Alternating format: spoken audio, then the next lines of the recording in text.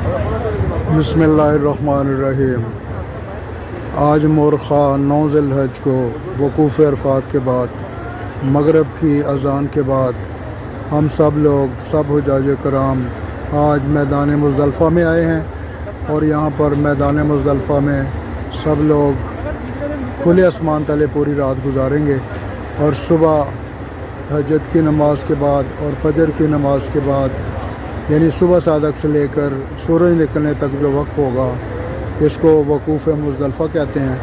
और ये सूरज निकलने के बाद फिर दोबारा मिना की तरफ वापस जाएंगे। तो इसमें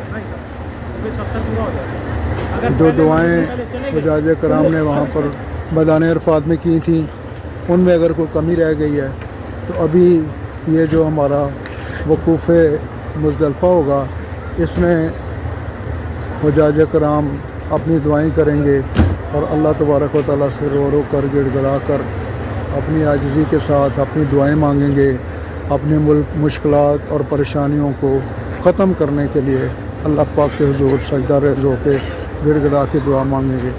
तो ये सारे लोग खुले आसमान के तले पड़े हैं और ये आज पूरी रात यहाँ पे गुजारेंगे।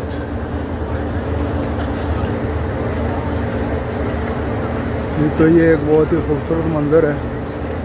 यहाँ पर मर्द और औरतें सारे एक मैदान में इकट्ठे ही हैं और जिधर जिधर नज़र जाती है वो इंसान ही इंसान है, क्योंकि सारे जो 26 से 30 लाख हुज्जाज कराम हैं उन सब ने यहाँ पर ये रात गुजारनी है।